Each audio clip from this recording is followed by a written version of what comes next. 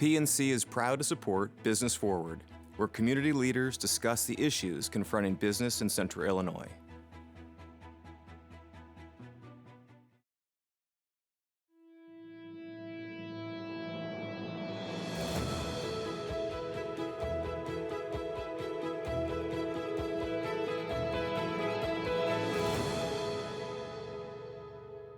Welcome to Business Forward. I'm your host, Matt George. Joining me tonight, Brandon T. Adams. Brandon is a lot of things. He's an author, entrepreneur, video marketing expert, and two-time Emmy Award-winning producer, and a good friend. Welcome, Brandon.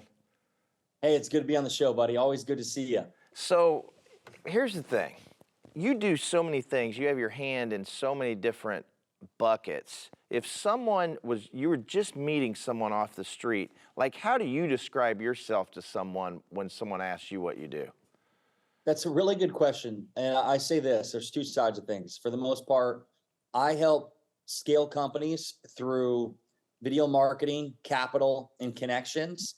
But I also have an educational side of my business. So I help educate people, and that's through our events like Rise and Record, through video content online, through masterminds and events. And so there's really two sides: help grow companies, help educate, and they all kind of come together in the middle down the road. And that's why I see it as kind of synergetic. I got you. So, let's start off with you. We're going to get back into the business here in a second. But where are you originally from? You're originally from the Midwest, correct? Yes, I am. Born and raised in Garnerville, Iowa. I'm proud of the state. 700 people in my town. I grew up around cornfields, man. It's crazy now to think about it because just a small town living and where I'm from, and it's I'm super grateful for where the journey's taken me. Don't you think though that I grew up here in Illinois, and don't you think though that those roots are what make you kind of that thread that's woven through you, that grit, that grind that you are today? It 100% is, man. It's in the Midwest, I don't know, it's just a different kind of thing, just a work ethic and everything, but also like because of where I grew up and my father is an entrepreneur. I was in the ice business, packaged ice. As a kid, it was ingrained in me, work ethic, and just like at that time it was manual labor. I at one point I was a delivery guy. I was an ice delivery guy, and that was my business. And it just showed me like hourly wage work where I worked my butt off, and I was working 100-hour weeks, and that really gave me a lot of insight to what I do today. And I'm super grateful for it because it made me Brennan, made me me. Yeah. So talk about that. So you're saying you got your entrepreneurial spirit from your dad, correct? 100%. I always say this. My dad started an ice business in 1986. I was born in 89. I swear, as soon as I got out of my mother's womb, I was working. My father put me to work. And this is what happened. It wasn't so much what my father said to me. It was, I watched my father as a little kid work hard, but I saw him do the ups and downs of entrepreneurship. So it was like ingrained in me, him going through the battles as an entrepreneur, selling, customer service, all this. And so as a kid, it really was ingrained in me, and I didn't realize really the value of it until I got older. And so that taught me customer service, that taught me work ethic, taught me marketing, sales. And I just took that knowledge and translated it into different industries. Yeah, and it's interesting because now if you look at it, you have a lot of mentors. You mentor people too, and coach people, and we're going to get into that in a second. But so your first mentor was really him. My father, there's a handful of mentors. We have a mutual mentor, Kevin Harrington. My father is one of them, and I have a couple others. But my father literally just taught me business and caring and do the right thing and integrity. And I'm super grateful for him. He made me who I am. So when you're looking at a business, and let's say you're starting a business in this day and age, the video marketing piece of it is crucial. And we've talked about it before, but there's some people that really just don't know what that means. So describe And I'll say people, I'm 53 years old, so I get it. I understand the value of it. I see all my friends scale their businesses and do this, but it's hard. So what do you tell somebody that is starting a new business, and what are some of the most important steps in starting a business from the video content side? So first up, before I even go into video, just kind of give it perspective. What even more is more powerful with video is the power of telling a story. So whether you're doing that through posts on social media, you're doing it through a book. I know you've written multiple books, a podcast show, this show. When you can learn to communicate a story and a message for something, whether you as a personal brand or the story of your business and what the products do for your customers, that's what people buy into. Now, video is just a way to communicate at a higher level because video and social media, more people watch video. And also there's different senses to it. You can see it, you can hear it, and also you can feel the emotion behind it. And so when you create great video assets, you can tell a story that gets people to understand you and they're more likely to buy from you. And it doesn't have to be a full production. If you're just starting out, a lot of my content is with my phone and I'm just recording, saying who I am, what I do, how I help people, and repeating that, and then just posting on social media consistently, which builds a brand. It's branded into people's brains because they constantly are seeing it. I think building that brand piece is important no matter what business you're in. And I just think sometimes people don't understand what that social media piece is. And you use the word consistency. I think that's probably one of the most important words that you just said was consistent, because I myself fell into that trap before I had a good team around me. I was doing it solo and there wasn't consistency. So my brand would just tail off. And it never got traction. I couldn't figure out why until I started talking to you and some other people, other mentors with me. But I think a lot of people fall into those traps of really not having that strategy or that game plan. And that consistency word's huge. I mean, everything takes time. I mean, the thing is you can start today and you just start one video at a time, one post at a time. I started a decade ago or maybe even 12 years ago as time goes by. And I started just creating content and fun videos and just sharing who I was, what I believed in. And over the years, my brand has transitioned. But here's the thing, as your brand transitions, and what I mean by that is what you're known for or what you do, how you provide services. So for example, for me, early in my career, I was an inventor. So people knew me as an inventor. Well, I transitioned into crowdfunding. I was raising money for companies. And so a lot of people knew me as a crowdfunding expert. And so I then transitioned into video production, investing, advising companies. And so then I transitioned to that. The thing is, I still have all those talents for everything, but the people that followed me, just because if they followed me for crowdfunding, they still followed me for video production. But with the brand, it's beyond what people know you for, but it's that like and trust. It's no different than a celebrity that pulls out a product and posts about it.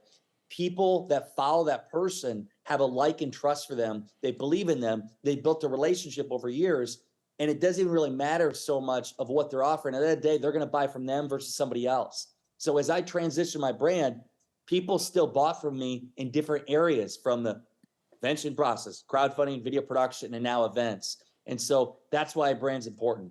Building like and trust with the right audience. Yeah, I like that, like and trust. But I think it's interesting at your time in your career right now, you did that over a short period of time. I mean, you did that in a 10-year period, it seems like.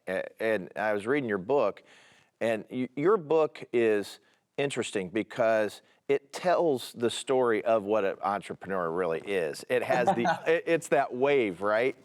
It's that ups and downs, and then you hit that gully again. You're sitting there going like, what am I going to do to get back up? And I think that's what's interesting about your book is that most people just think, well, it's going to be great to be my own boss, but you've got to have some thick skin and some grit in you, don't you? People talk about entrepreneurship, and I think I did a video on this the other day, and it was, do you think everybody can be an entrepreneur? Is it learned? Is it taught? And here's the thing. I think for me, I was born entrepreneur. There was no other way. And there's entrepreneurs too. It's people that are more of an entrepreneurial within a company, but they need an entrepreneur leader to lead them. Nothing wrong with that. you look at like a Gary Vaynerchuk or these other influencers online, they make entrepreneurship sexy. And so everybody thinks they want to become an entrepreneur, they want to become an influencer or YouTube star and go make a bunch of money. I give this example because somebody I got to know years back was a guy named Jake Paul. Jake Paul, most people don't realize. I mean, now he's fighting, he's making millions of dollars and everything else. Well, Jake Paul did thousands of videos with his brother. Nobody even watched them. And then one day one went viral. But even then, he had to do more things and more things. And he was a hard worker. And over years, eventually he became that Jake Paul. That's for anything. You have to put in the work, and not everybody's going to be willing to put in the work and sacrifice to entrepreneur. You read the book, you know that the obstacles I had. I mean, I almost went bankrupt. My car got repossessed. They took my land from me. They took everything I owned. I sold my TV off the wall. I sold my guitar so I could get some food. I sold everything just to keep going. But the thing is, what really separates an entrepreneur from somebody that wants to be an entrepreneur is I still didn't quit. And within a couple of years, I went from in the hole to building my own kind of empire in business is because I kept pushing forward. And I think the biggest thing in entrepreneurship is our obstacles and our big like defeats are a lesson that allow us to grow as an entrepreneur. You need them. And the only way you're going to get to them is you actually go after big things. Yeah, interesting. So talk about winning 2 Emmy Awards. Like that, Yeah. to me, that's crazy. And I've had this show, I think I'm going into my 4th year. And you know, I interview CEOs and entrepreneurs all over the country and athletes. And it's a fun show. And I'm sitting here thinking, wait a minute, he's got 2. I need 1. joking, but how did that come about? So in the best part of it is my wife has 2 as well. So That's we both awesome. have Emmys. And there's 2 different stories. And one was for our show Success in Your City, which was a show of travel in the country on the whole mission to figure out the true meaning of success. And then the other one, which actually is one I'm most proud of, is called Red Flags, which is on my wife's story of how she overcame drug addiction and left an abusive relationship and now became who she is today. And so those are just very impactful stories. So how do you get to that point? For one, I mean, I invested a lot of money. I put it all on the line and I went all in. You really have to commit everything. You have to have great stories, but also you need the right team in place. I give a big shout out to Sean Vella. He was my director. Sean helped us communicate the story, ask the questions, and he had been doing it for a decade. And then you have the right cinematographers, but then you have to find the right talent and find the right stories. I mean, we were finding stories in different cities. You put all that together, even then, you're not promised an Emmy. Right. I've been at the Emmys and got the nomination and sat there as I did not win. And it hurts because you put so much time into it. But I went back the year after and I won. I went back 2 years later and got another one. And so it really comes down like anything in life. I say, we all have our own Emmys. And maybe you're not going to go win an Emmy for your show, but what is your Emmy in life? Right. Is it being the best husband? Is it doing what's that thing that you win an Emmy in? And it really comes down to commitment, giving everything you got. Yeah, and let's not forget, you mentioned her, but your wife, you know, that's the best teammate that you have because after reading your book, yeah, I mean, you really couldn't do what you did without her and vice versa. I mean, everything I have today is because of her. She's pushed me beyond belief. I can't even believe after a decade of putting through hell sometimes that she's still here, but we are stronger together and we've done so much.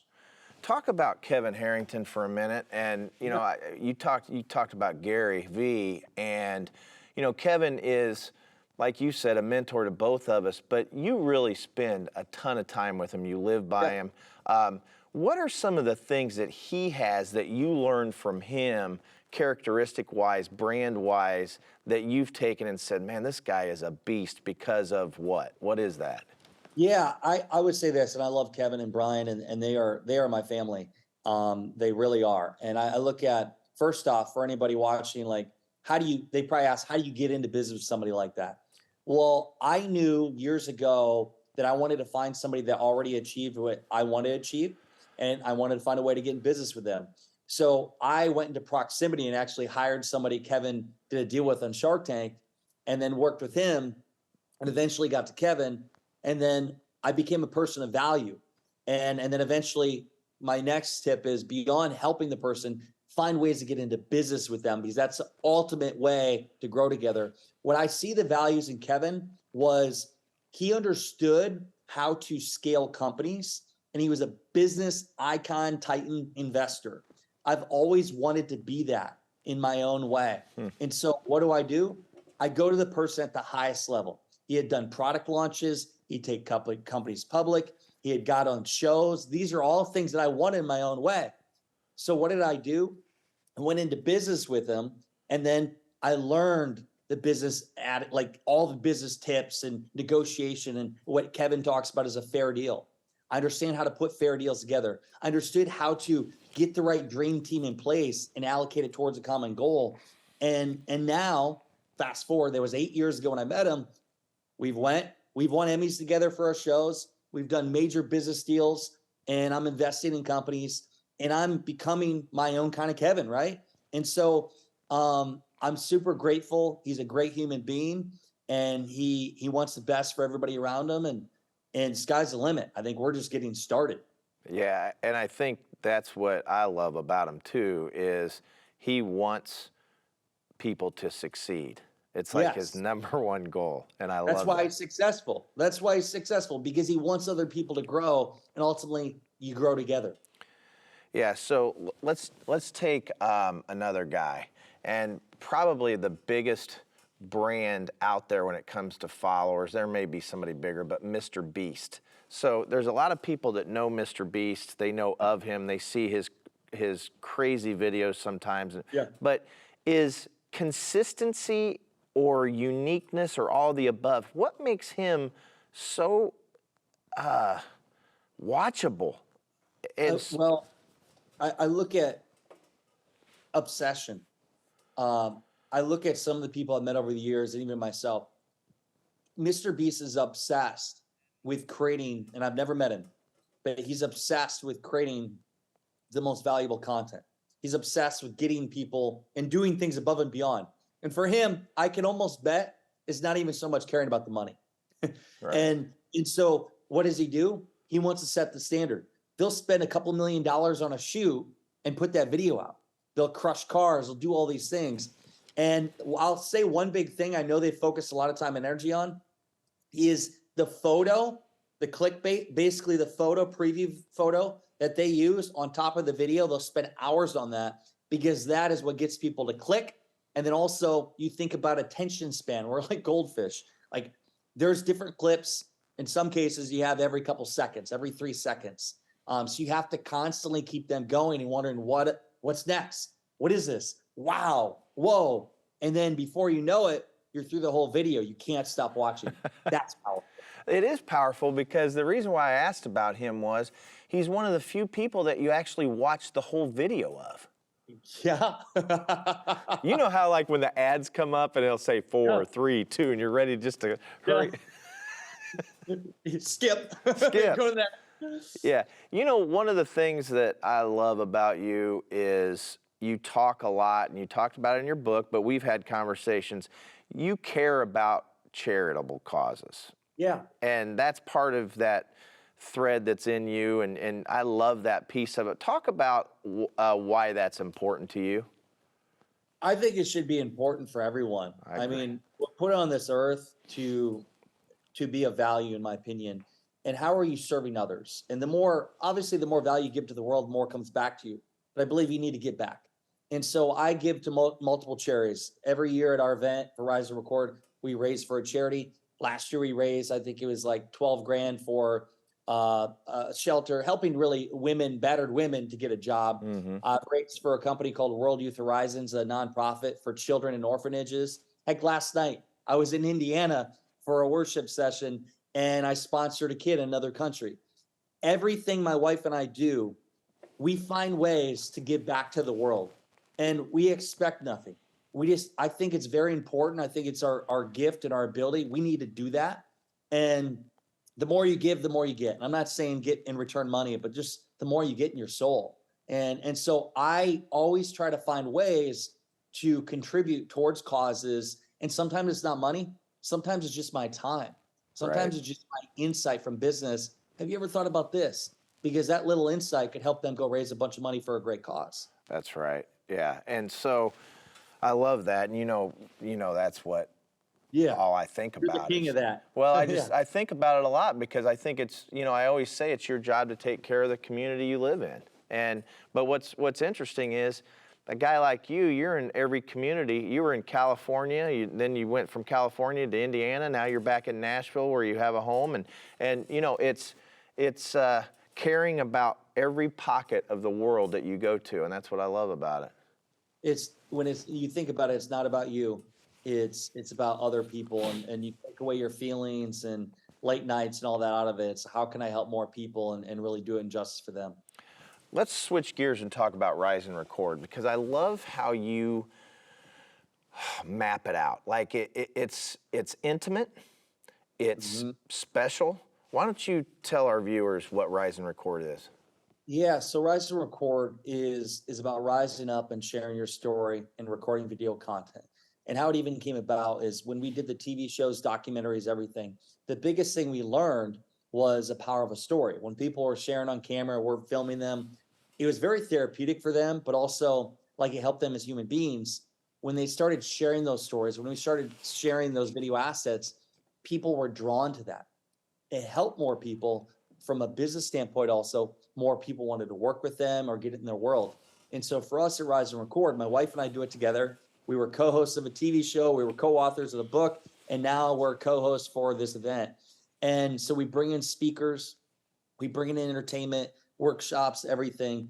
And it's all about helping people understand the power of their own story, helping them understand how to communicate to the world, and then showing them how to actually deploy that storytelling through video assets, documentaries, film, content on your phone, social media. And so it's we have our annual event we do in Nashville, and then we do quarterly masterminds where I fly in my film crew, or the crew that we use for our TV shows that won Emmys, and we film with every member at every meetup across the country. And so it's experiential, it's fun, it's connections, but it's helping people tell their story in the right way. And you always have some special guests and names that people know all too. So that's a cool additive. Got to be fun too. You gotta be cool people, and it's definitely a cool experience. Yeah, and so when people, when I was looking around, and you didn't even send this to me, but I was looking around and I'm looking at Brandon T. Adams, Forbes magazine, and then you're over here and your top 10 entrepreneurs 30 and under, and then you've got all these great things. But again, it goes back to what our conversation's been about, is brand. Yeah. That's interesting. So how do you look at, if you take you and kind of put you in the middle of you're writing down your strategy, and you've got over here, you've got Rise and Record, and then you've got a podcast, then you've got how many tentacles do you have, or how do you keep track of what you do? It's crazy. I have systems and processes and teams in place, and to look at the tentacles. So Brandon T. Adams, this is like a branding kind of structure. So Brandon T. Adams is a brand, a person, an individual. That's me. Brandon T. Adams is also the CEO of a company called Accelerate Media Group, where we build and scale brands. That's actually, which is funded and created all my other brands over the years. And then you have Rise and Record, which is its own separate thing. It's an event business where we do annual events and masterminds. But Rise and Record, that drives the other brands. And then I have one more, which is, it's actually KBAT. It's the investment advisory firm with Kevin Bryan, where we invest and advise companies. And so I have these different tentacles, and there's teams for each tentacle. And then for me, I've always said they all have to supplement each other, because if they don't, then I'm like getting too scattered. I have my own talents that I have and I stick in my lane, and then I have teams that have their own talents. So once you focus on your talents and what you're good at and let them focus on what they're good at, you can really grow things, and synergetically, they can all help each other. And so that's what I did. It took years to get to this point, and I'm still growing. But that's how I built multiple brands, and also have a lot of investment companies. And now I have companies that can just bring value to these investments, and I don't necessarily have to do as much. I have the team to help. Okay, lastly, I want to ask you this. So you're all over the world, and you meet, let's say in a typical day, I'm just going to throw out a number. Let's say you meet 150 people, 200 people. Yeah. How do you corral those people and collect those people to where it's part of your brand and you can reconnect with them down the road? Like, how do you do all that? I think the easiest thing for me is I tell them to follow me on social media at Brandon T. Adams. And what happens is they start getting into my world and what I call Brandon T. Adams reality TV show. It's a content posted on social media, everything else. And they might message me, but once they start following me, they're going to see who I am more. And what happens is down the road, those people eventually hire me. They attend my events. And that's the easiest way for me to do it. I mean, some people, I'll get their number, I'll text them, I'll stay in contact. But a lot of them, I'll tell them, hey, follow my stuff, check this out. And then they're in my world. Well, you're a great guy. You've got podcasts, website, advisory, social media, workshops, coaching. You do all of it. Brandon T. Adams, thank you for coming on the show. Thank you. I hope to see you very soon. I'm talking to Kevin here at the end of the week, and I'm sure you're going to be one of the topics. And thank you so much for coming on. Thanks, buddy. I'm Matt George, and this is another episode of Business Forward.